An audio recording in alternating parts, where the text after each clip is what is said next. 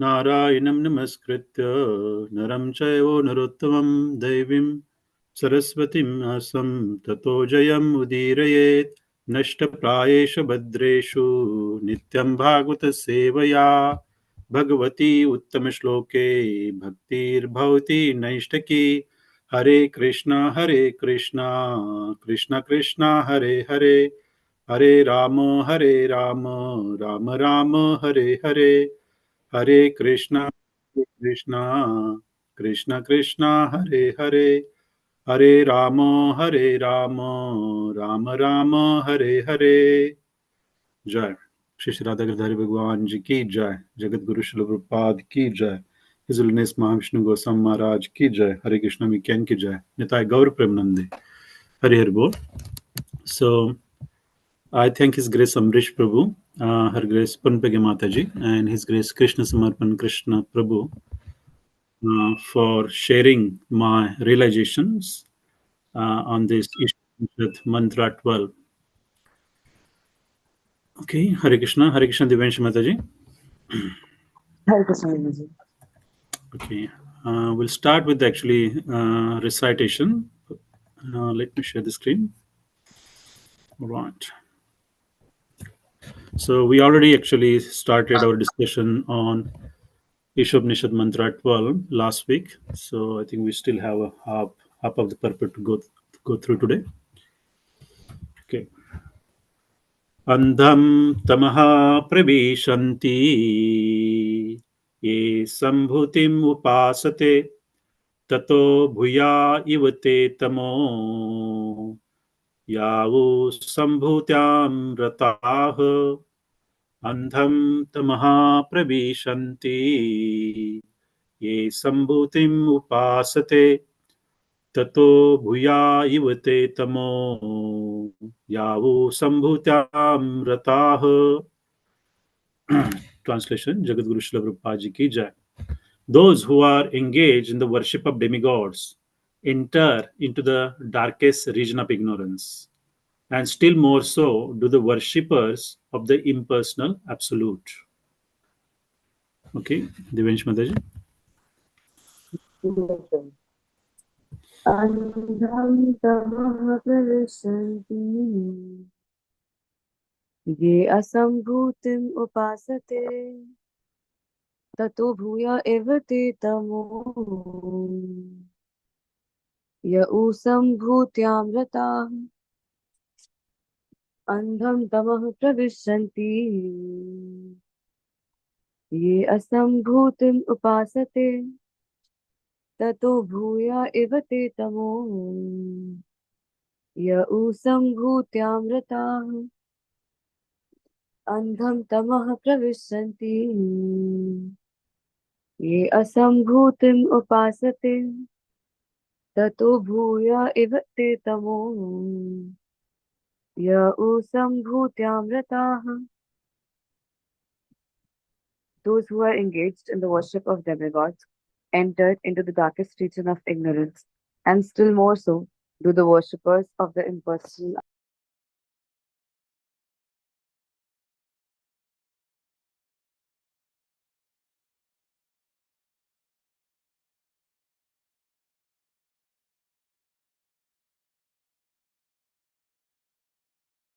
Hare Krishna Prabhuji, I think you're on mute. Okay. Apologies. Yes. So last week we discussed the first part of actually this translation, the demigod worshippers, and why demigod worshipper enter into the darkest region of ignorance of this material existence. Uh, so basically, Srila Prabhupada put forward the points that demigods are always dependent on Krishna. They derive all their powers from Krishna. And actually, people who are actually less intelligent, who are too attached to the sense gratificatory activities, they are actually attracted to the demigod worship. And it is said by worshipping demigods, you will only go to the planets of demigods, which is temporary. And demigods, as living entities, they are also temporary. So Srila Prabhupada says that whatever result you will obtain is also temporary. So anything that you gain out of demigod worship, it will also finish with this temporary body. It will not carry forward.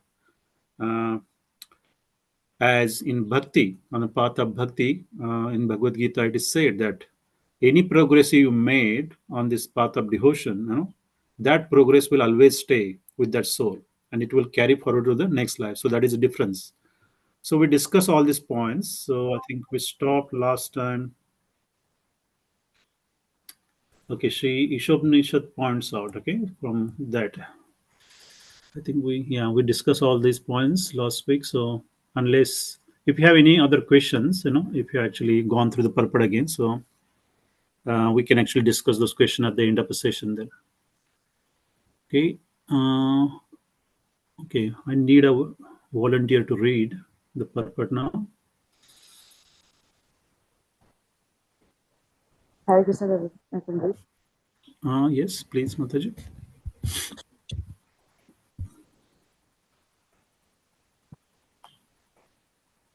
Mm.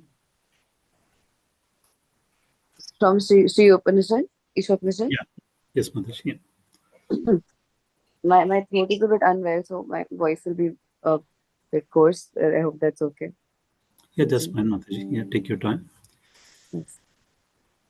Sri Ishopanishad points out that one who worships the demigods and attains to their material planets still remains in the darkest regions of the universe. The whole universe is covered by the gigantic material elements.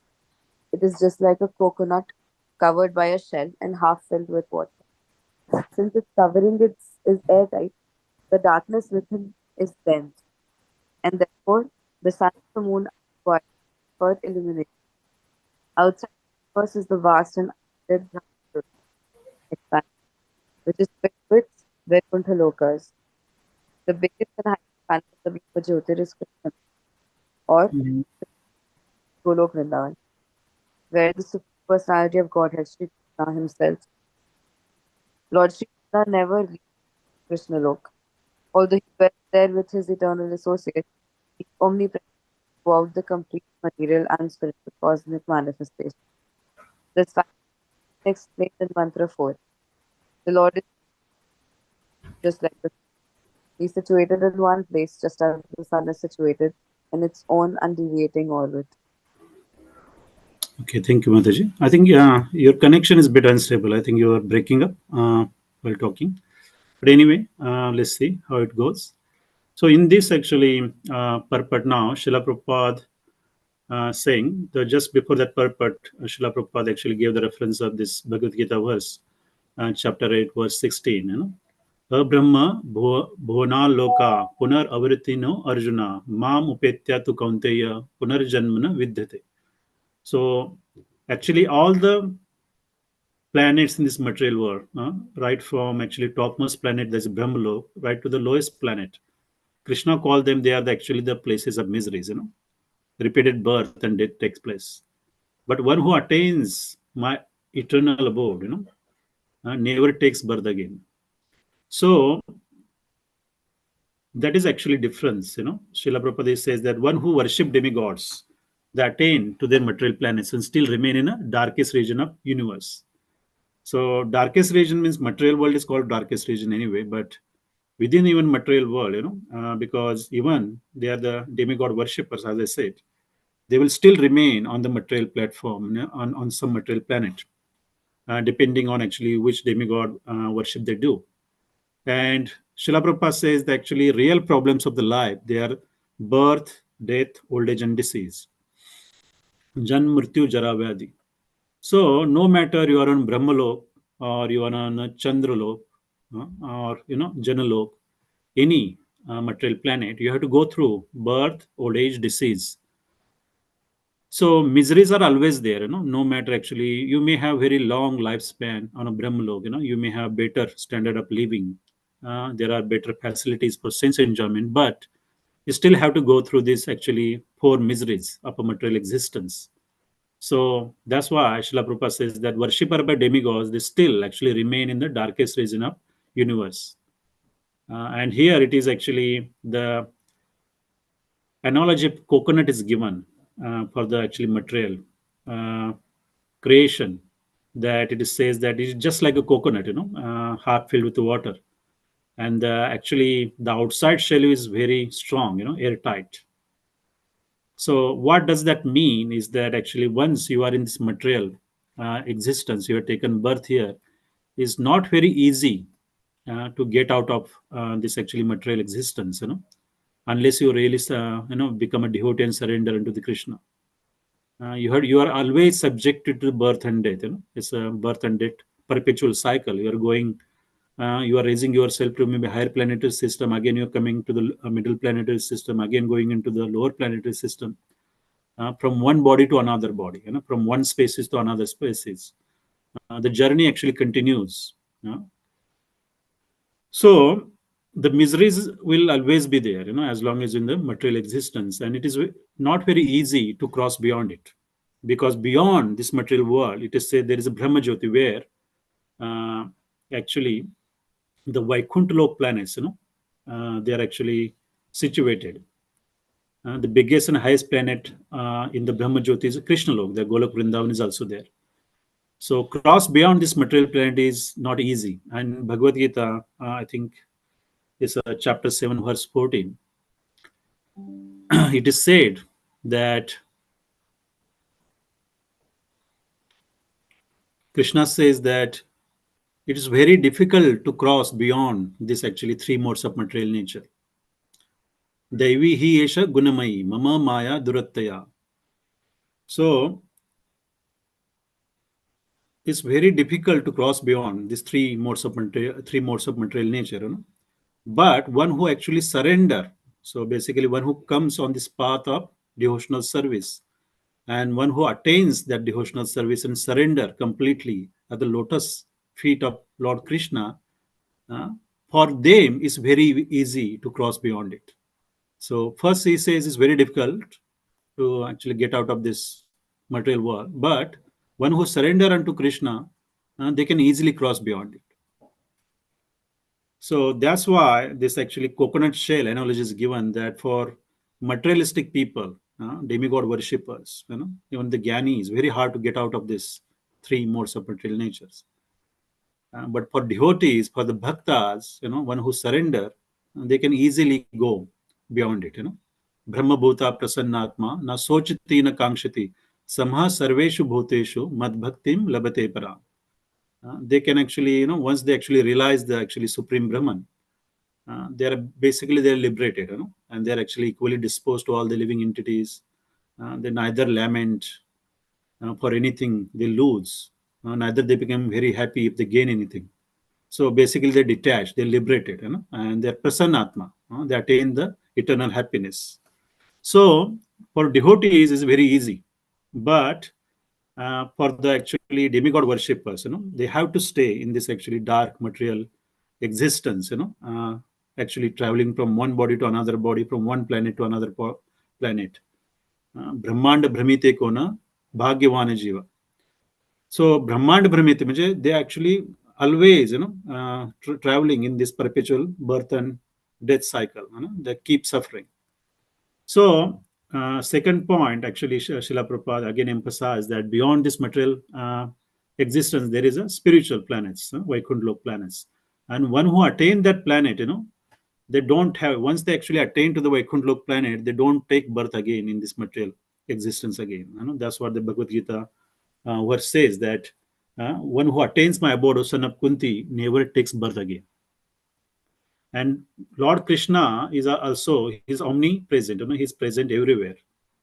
He's actually eternally situated in Golok Vrindavan, yes, but as Srila Prabhupada always gives this example of sun, sun is actually, sun is always in his actually specific position in a particular orbit. But sun rays, they can penetrate throughout this actually material universe, they can reach earthly planets within, you can see the sun rays are actually coming inside our house as well. So sun is actually not going anywhere, but actually sunlight can reach everywhere.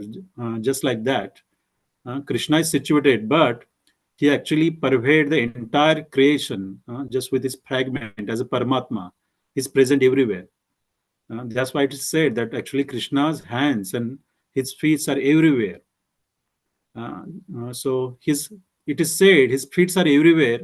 What does that mean? Is that actually he is present everywhere? As a Paramatma, he is present in every living entity, every item. He is present everywhere, and his hands are present everywhere because he's actually blessing and actually giving krupa to his devotees everywhere. Who are surrender unto him, he's actually giving them opportunity to actually come back to them. Okay, let's move forward.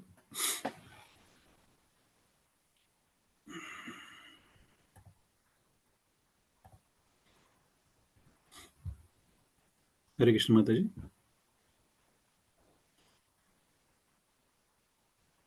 Yes, Prabhuji, just a second, sir. The problems of life cannot be solved simply by going to the moon planet or to some other planet above or below it. Therefore, Sri Upanishad advises us not to bother with any destination within this dark material universe, but to try to get out of it and reach the effulgent kingdom of God. There are many pseudo worshippers who become religionists only for the sake of name and fame. Such pseudo religionists do not wish to get out of this universe and reach the spiritual sky. They only want to maintain the status quo in the material world under the garb of worshipping the Lord. The atheists and impersonalists lead such foolish pseudo religionists into the darkest regions by preaching the cult of atheism. The atheist directly denies the existence of the Supreme Personality of Godhead, and the impersonalists support the atheists by stressing the impersonal aspect of the Supreme Lord. Thus far, we have not come across any mantra in Sri Upanishad in which the Supreme Personality of Godhead is denied. It is said that he can run faster than anyone. Those who are running after other planets are certainly persons, and if the Lord can run faster than all of them, then how can he be impersonal? The impersonal conception of the Supreme Lord is another form of ignorance arising from an imperfect conception of the absolute truths. Okay, thank you, Mataji. So here, so Srila Prabhupada says the problem of life, cannot be solved simply by going to moon planet or some other planet. So as we discussed, so it's a futile effort, by actually elevating ourselves, by doing various tapasyas and yagnas to actually please the particular demigod and elevate ourselves to that planet. Because even we obtain that planet, the miseries will always be there in some form, because it's everything is temporary there. So Srila Prabhupada says that actually, if you're really intelligent, then you take to the path of bhakti yoga, and you actually try to uh, achieve the liberation and go back to Godhead, attain the Vaikuntha Lok planets. So that is eternal, right? So it's not rocket science to understand this, because the comparison is given here. Either you can actually aim for your eternal life in a Vaikuntha Lok planet, or you just keep revolving into this material existence, which is called a place of ignorance, darkest ignorance. The second point, where actually there is a discussion on now impersonal, is this important, because it is said that the worshipper of impersonal Brahman, so that is what we call Mayavadis or impersonalists, they also actually go to the even darkest, even the worst region of the this material existence, So uh, they are actually pretty much compared to the atheists. So first we understand actually why actually impersonalists are what we call Mayavadis, So they worship the impersonal Brahman, right? So that is one aspect of Krishna as well. But that is what we call is a incomplete realization of a complete, right? So invocation mantra, we actually discuss this in detail, right? So Krishna is complete in every aspect, he's a complete whole. So just realizing Brahman part is the incomplete realization of the complete. And actually to declare that actually impersonal Brahman is the actually supreme, and there is nothing beyond it. So that's what actually they propagate. And Mayavadis especially, because There is a verse reference, I think it's Bhagavad Gita 7.24, where it said, the unintelligent men who do not know me perfectly think that I, the Supreme Personality of Godhead, Krishna, was impersonal before and have now assumed this personality. Due to their small knowledge, they do not know my higher nature, which is imperishable and supreme. So Srila Prabhupada said those who are worshipper of demigods have been described, as a less intelligent, and impersonalists are similarly described. Uh, Krishna in his personal form speaking before Arjuna here, and due to their ignorance, impersonalists argue that Supreme Lord ultimately has no form. But actually, there are many actually evidences are given uh, in the Shastras that actually Krishna has his personal form, and that is actually the Bhagwan realization.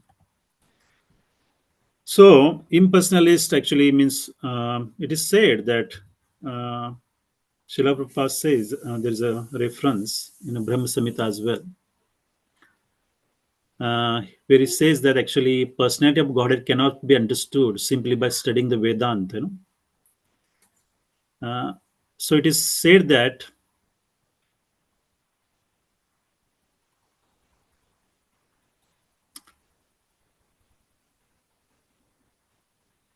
in Srimad Bhagavatam, it is stated that supreme realization begins from the impersonal Brahman and then rises to the localized super soul, that's Paramatma.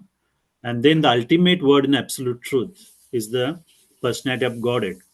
But modern impersonalists are still less intelligent.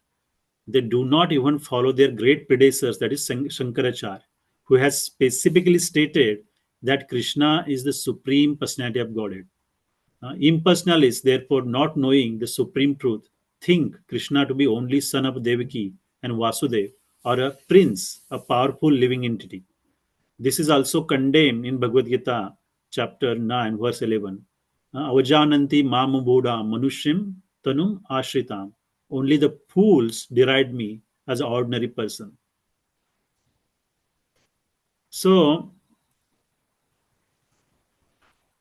the impersonalist philosophy was propagated by Shankaracharya.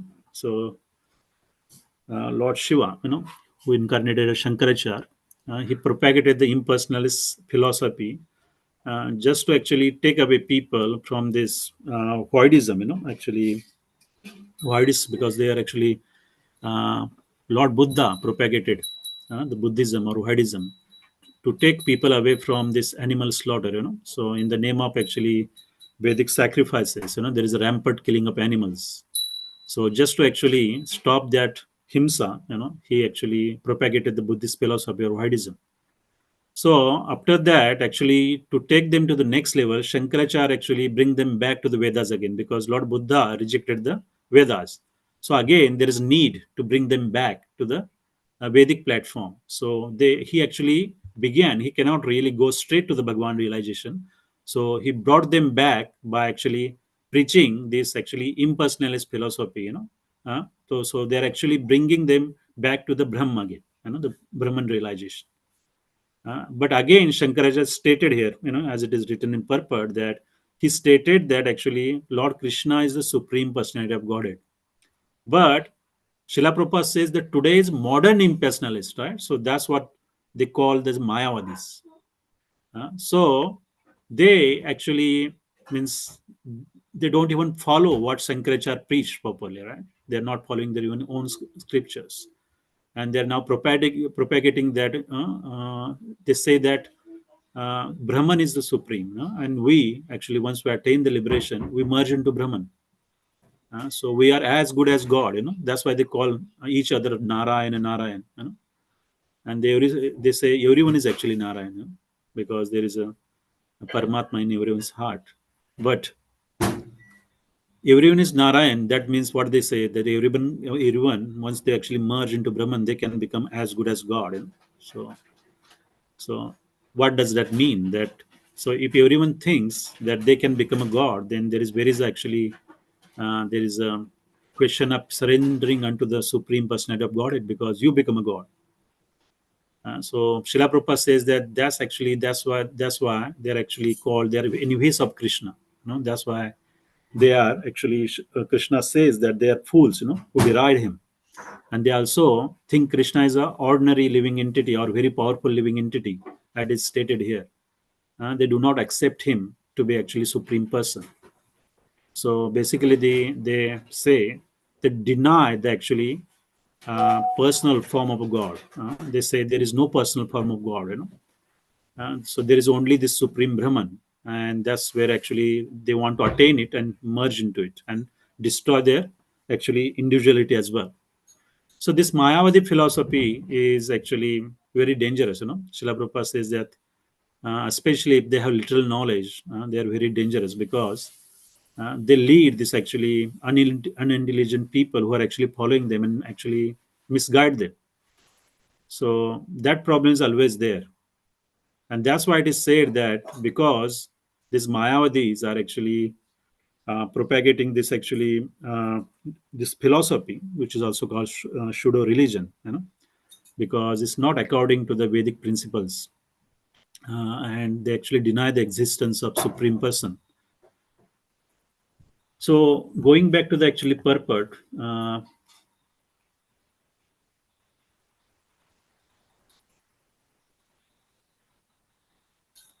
it is said in the purport, Srila Prabhupada talks about pseudo religionist.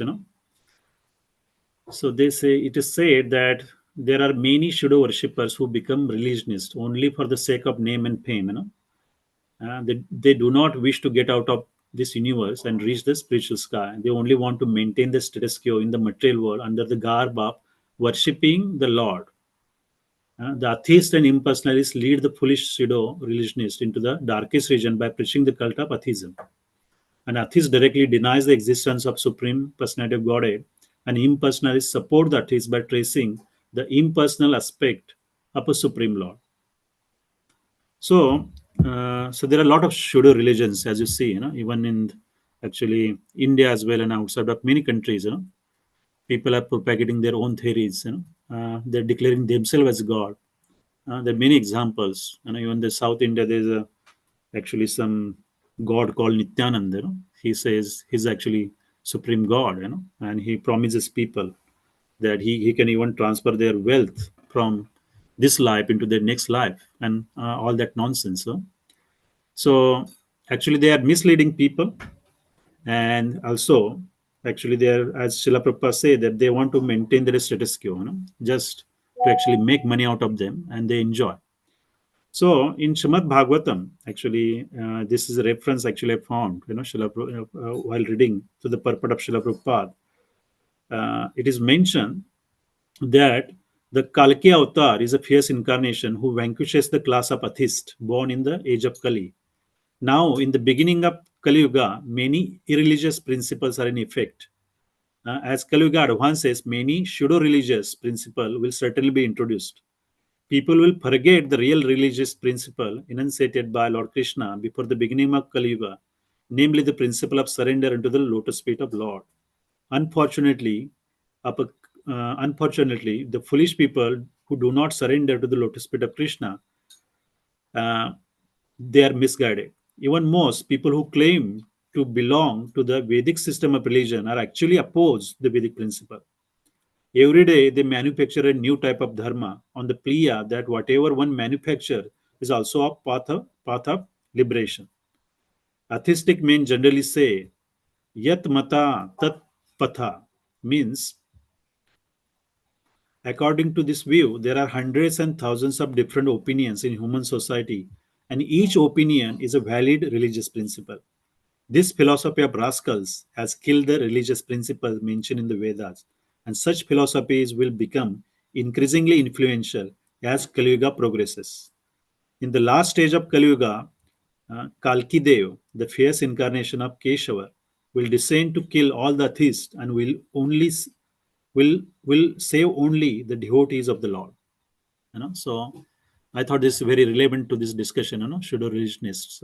It is mentioned that as Kali Yuga advances, so you will see more and more of these pseudo religions coming into existence. So people have their own propaganda, and they will form their own opinions, their own ways, and they call it their own religion. And there is always a class of people who do not think, or they who have their own agenda, who do not want to actually read the Vedas and Bhagavad Gita. They just want to follow them because it's an easy way. So and they will be misguided. So that's why the atheism will be on rise as Kali Yuga will progresses. And that's why at the end of Kali Yuga, it is said that actually Krishna will incarnate as Kalki, who will actually kill all these atheists. But he will certainly will protect the devotees. All right. Did we cover all those points there? Okay. Yeah, this another important point is say that Srila Prabhupada is emphasizing actually personal form of Krishna here, where he says that it is said that Krishna can run faster than anyone, and those who are running after other planet are certainly persons. And if the Lord can run faster than all of them, how can he be impersonal? So it's very good logic, Srila Prabhupada actually given there. So yeah, we all running after actually better standard of living, So if you have any Vedic knowledge, so people may actually do all these sacrifices, and they want to actually elevate themselves to planetary system, we have various planetary system, but they are running after that. So, but I think it is nectar of instruction where it is mentioned that Krishna can actually run faster than anyone, and they actually overcome all of them. So we're all running, we're all person. Then how Krishna, who's surpassing all of us, can be impersonal? So Srila Prabhupada always gives various examples, to prove that actually Krishna has a personal form. Even actually the Bhagavad Gita, there are many impersonalists who actually interpreted Bhagavad Gita. They conveniently ignored that actually Krishna, who's actually speaking to Arjun, they think that this is something they have actually given as an analogy, and they think that there is no personal form. This is just actually just for the sake of interpretation. It is all it is said. So I was really actually listening to someone who was saying that they have actually interpreted Bhagavad Gita and very and they have derived different meanings of the same verses that we study, and they present it in an impersonal way. So that's what happened, So if you are actually following somebody who's not from the actually bona fide Guru Shishya Parampara, then you can easily get misguided, Okay, you can continue. Yes, Prabhuji. Uh,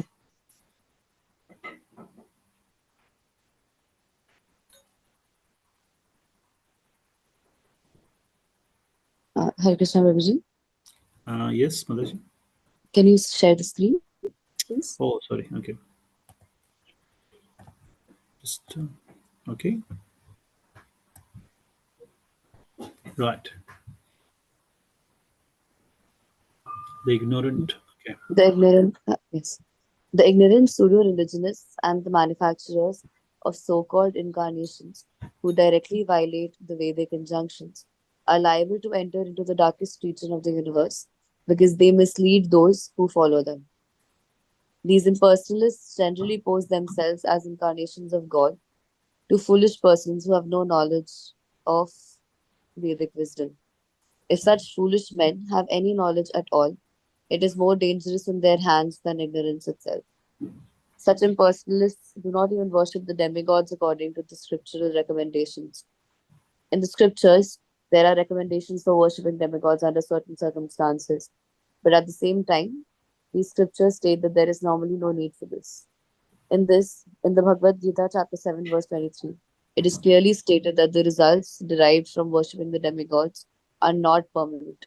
Since the entire material universe is impermanent, whatever is achieved within the darkness of material existence is also permanent, is also impermanent. The question is how to obtain real and permanent life. Yeah. So the pseudo religionists, they, as I actually read the purport of that actually Srimad Bhagavatam, so The same point is stated there that actually they manufacture their so-called incarnations, as per their uh, own whims and fancy, what they say, whatever there is opinion, yat mata tat patha, So whatever opinion they think is right, that's what they propagate.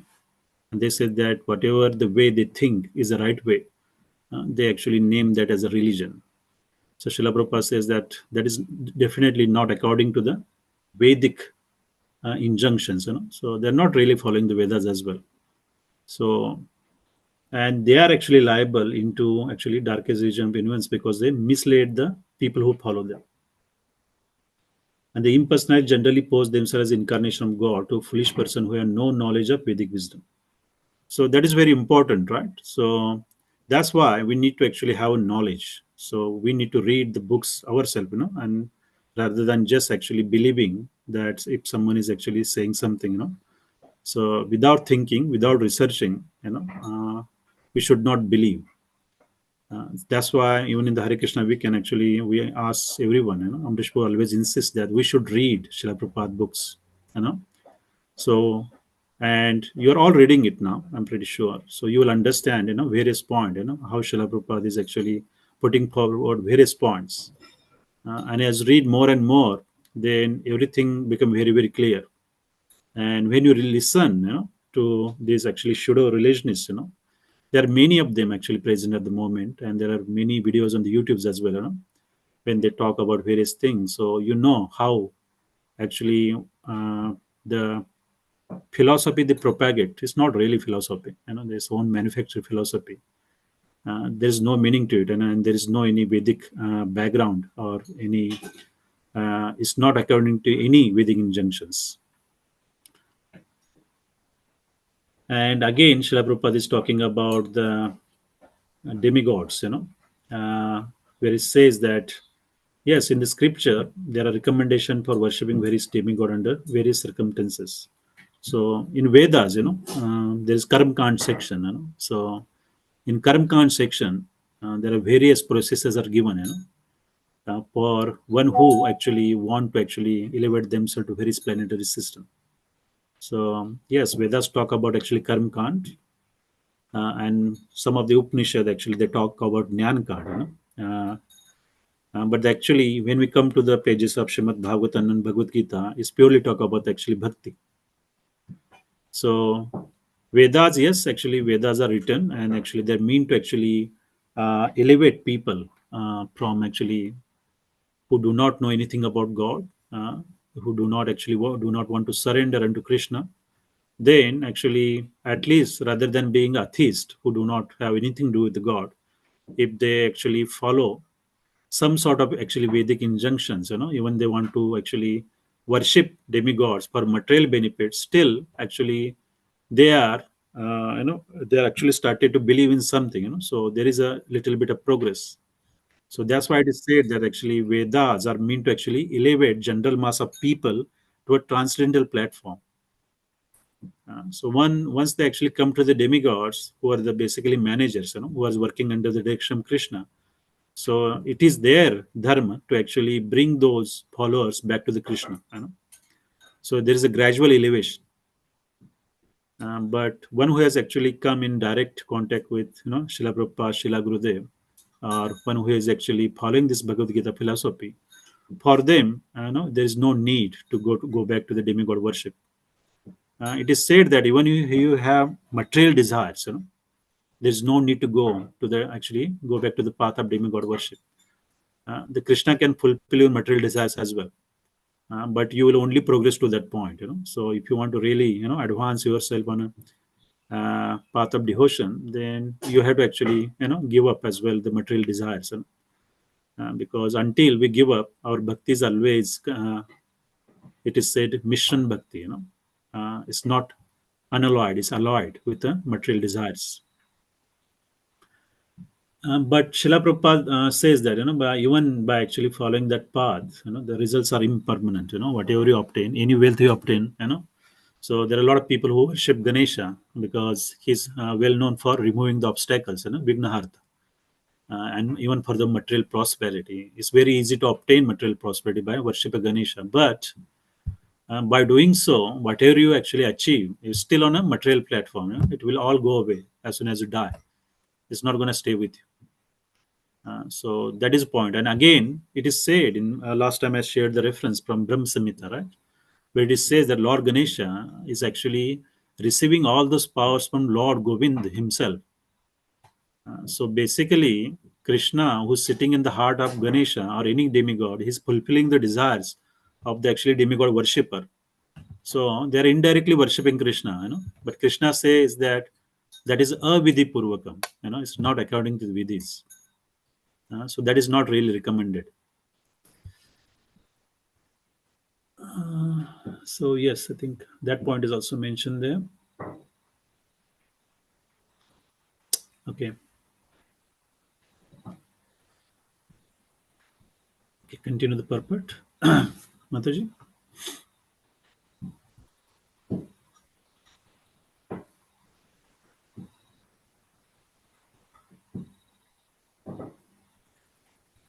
Hare Krishna. Yes, I Guruji. That's Uh, yes. The Lord states that as soon as one reaches Him by devotional service, which is the one and only way to approach the personality of Godhead, one attains complete freedom from the bondage of birth and death. In other words, the path of salvation from the material clutches fully depends on the principles of knowledge and detachment gained from serving the Lord. The pseudo religionists have neither knowledge nor detachment from material affairs, for most of them want to live in the golden shackles of material bondage under the shadow of philanthropic activities disguised as religious principles. By a false display of religious sentiments, they present a show of devotional service while indulging in all sorts of immoral activities. In this way, they pass as spiritual masters and devotees of God. Such violators of religious principles have no respect for the authoritative acharyas, the holy teachers in the strict disciplic succession.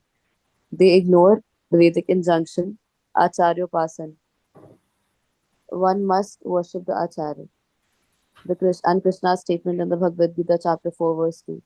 Evam parampara praptam. The supreme science of God is received through the disciplic succession. Instead, to mislead the people in general, they themselves become so called acharyas, but they do not even follow the principles of the acharyas. okay. So here, the path of Bhakti Yoga. So Srila Prabhupada stated here that actually one who reaches Lord Krishna, by devotional service, which is the only way to actually attain to the supreme percent of Godhead. So in Srimad Bhagavatam also there is a verse. It is stated, Vasudeva Bhagavati Bhakti Yoga Prayojita Janitashu Ashuvairagyam Jnanam Chayad Ahetukam. So, by serving, by rendering loving devotional service unto a transcendental Lord, that is Lord Krishna, one immediately acquires the knowledge and detachment. So, knowledge and detachment are very, very important, right? So, knowledge is actually the first point because unless you have the knowledge, how can I have actually real detachment? So, because normally the Mayavadis or even the yogis, Srila Prabhupada says that one who actually try to control their senses artificially, without, so Srila Prabhupada says by you cannot really artificially control your senses. You're bound to fail at the end. So you have to actually engage them in a devotional service.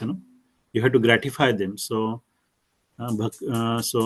actually the devotees, they are actually rendering all kind of services to Lord Krishna, and they have the Mahaprasad as well, and their actually senses are always engaged, so their senses are actually gratified, but that is through the devotional service, and that's how they actually purify their senses. But one who artificially try to control it, so it's very hard, because if they are actually artificially withdrawing senses and actually stopping them from enjoying them, how long they can do that? So as soon as you become weak, then you fall down. So the best way is to actually give some gratification to senses by engaging them in devotional service. And the knowledge is the first thing, because unless you have this actually the knowledge of this actually path of bhakti yoga, once you have this knowledge and once you follow this process given by Srila Prabhupada, Srila Gurudev, then slowly, slowly it purifies our senses, it purifies our existence, and automatically we started to become detached from these material elements. So the actually the regulatory principle that we follow, initially it is very hard to follow. No meat eating, no gambling, no actually drinking, uh, any intoxication, no illicit sex. So when we actually when anyone start, initially it is very hard to follow. But when we actually start chanting, we start actually associating with the devotees. Then it slowly, slowly become easier, and you develop a taste. You actually honor the prasadam as well. So Srila Prabhupada says that once we have the higher taste, it's very easy to give up the lower level of taste. So that's why you need to actually taste the actually higher taste, means actually the nectar of devotional service, and actually the association of pure devotees, and how they actually performing their daily activities. And also the chanting especially is very, very important. That initially we may actually people find it hard to chant 16 rounds, but as you practice more and more every day, it become very nectarian, and it help us, to actually become detached from all these obnoxious activities, drinking alcohol or smoking cigarette, or having uh, illicit sex. All these become very easy to give up. So we are not artificially controlling the senses, but we are actually engaging them, as per actually it is mentioned in the scriptures in the service of the Lord. So that is an important point there. And here again, pseudo religionists, they say that neither have knowledge nor have detachment from material affairs.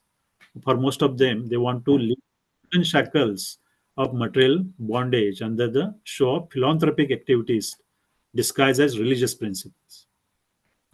So, well, it's a golden shackles, so doesn't matter they actually iron shackles or golden shackles, they are in the end you are bonded. So as long as you're in material existence, you're bound to suffer. Even if you become very big philanthropist. So Mayavadi is actually so initially, especially I think I was reading through, and it came into the reading where it's mentioned that when actually the Westerners or the British, who first came to India, they actually wanted to actually convert people to Christianity.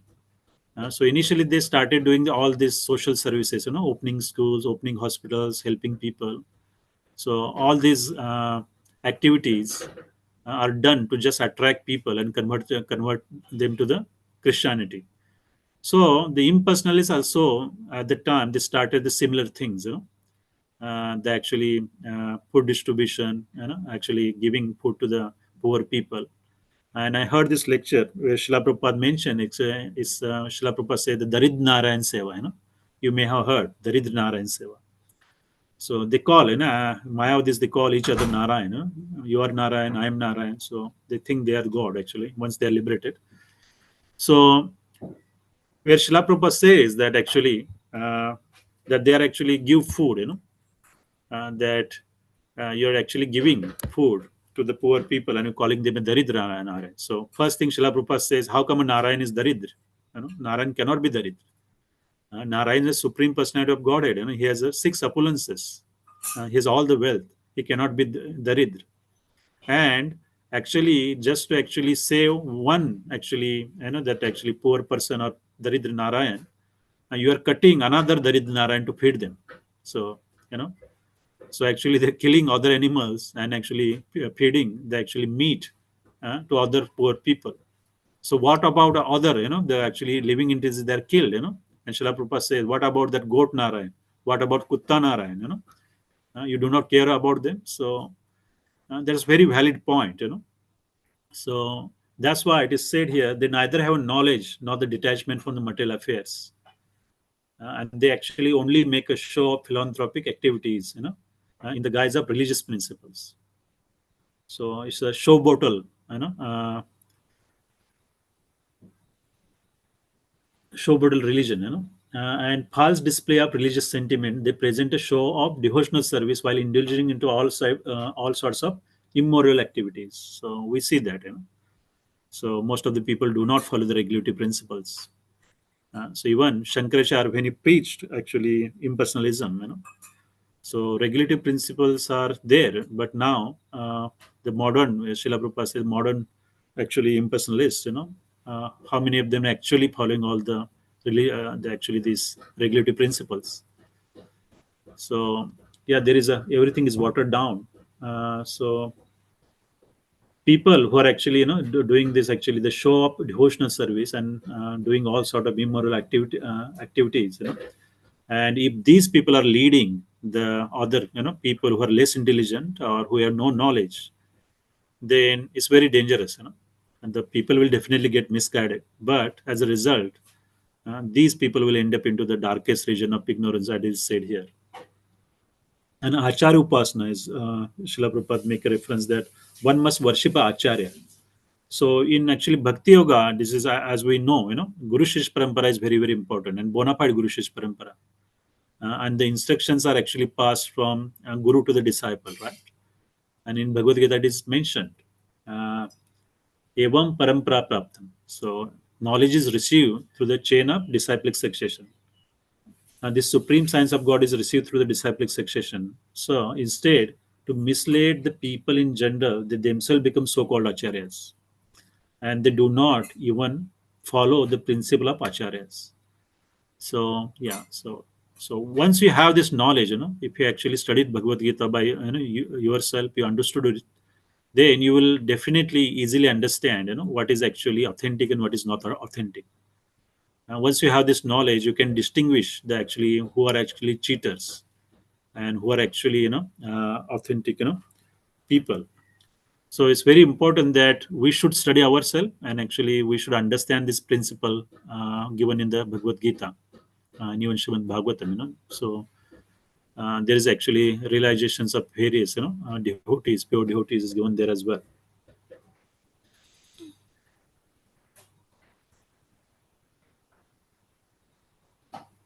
And philanthropic activities, I think we had many discussion in the beginners class as well. So philanthropic activities, are they really helpful to raise one or progress one on the spiritual path? So they're not really helpful, unless that is done in a proper consciousness. So Amrish Prabhu actually had this discussion, and where he stated that yes, you can actually, if you're actually doing the actually food distribution, like what we do here, Krishna festival, then basically the actually prasadam is the bhoga is prepared by the devotees, it offered to the Krishna, and that actually prasad is then distributed to the actually general mass of people here, who actually attend that program. So that is actually spiritual activity, and by actually eating that prasad will definitely help those people, So in Bhagavad Gita it's mentioned by honoring a prasad, one can actually there is a changes, in their actually brain, in the finer tissues of the brain, that one can think of a nivritti marg, he can come to this actually, he will actually attract it to this path of devotion just by honoring a prasad. But one who's not following this actually principle of Bhagavad Gita or devotional service, then actually by just distributing food or distributing even the so-called, what Srila Prabhupada mentioned, that even distribute the meat, serve the meat to the other poor people, that's not going to help them at all, spiritually. Okay, I think we just got a last paragraph. I think we should finish this. Uh, Mataji, we can read further.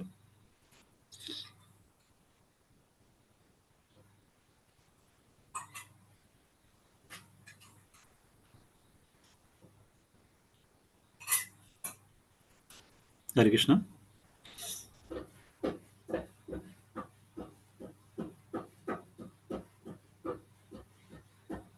Okay, there's some problem. Just a minute. I will read it. So these rogues are the most dangerous elements in the human societies, because there is no religious government. They escape the punishment by the law of a state. They cannot, however, escape the law of Supreme, who has clearly declared in Bhagavad Gita that Any various demons in a garb of religious propagandists shall be thrown into the darkest region of hell.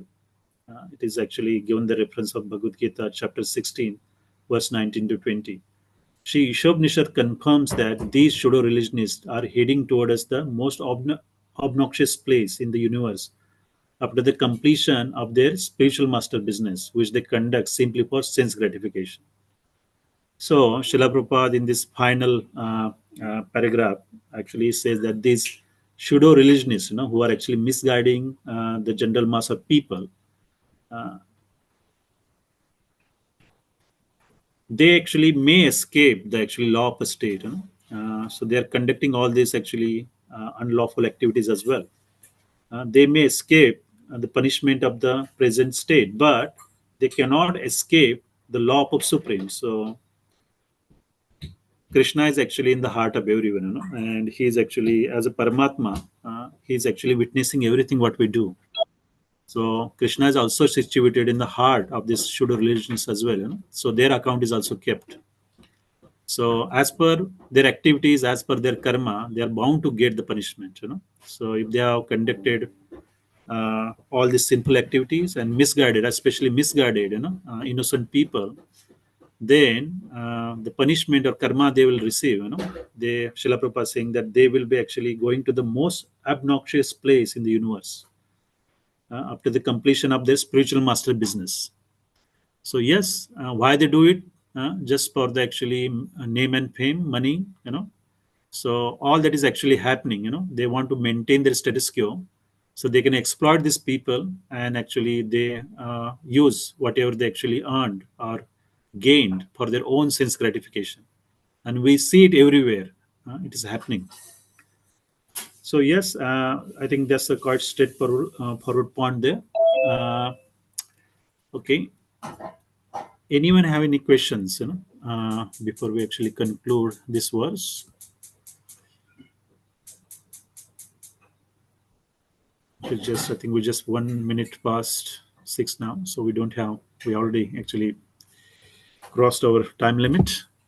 So if you do have any questions or any realizations well that you want, or any point that is not clarified enough, you just post those actually questions in our WhatsApp group, intermediate class devotees group, and before Wednesday. So we'll have enough time so we can discuss with Amrish Prabhu, and even we can ask Amrish Prabhu to actually answer those questions. If they're not straightforward or actually need Amrish Prabhu's guidance on that. So yes, thank you, devotees. So we conclude this mantra 12. Srila Prabhupada ki jai, Srila Gurudev ki jai. Nitai Gaur Premanande, Hare Hare Bol, Hare Krishna.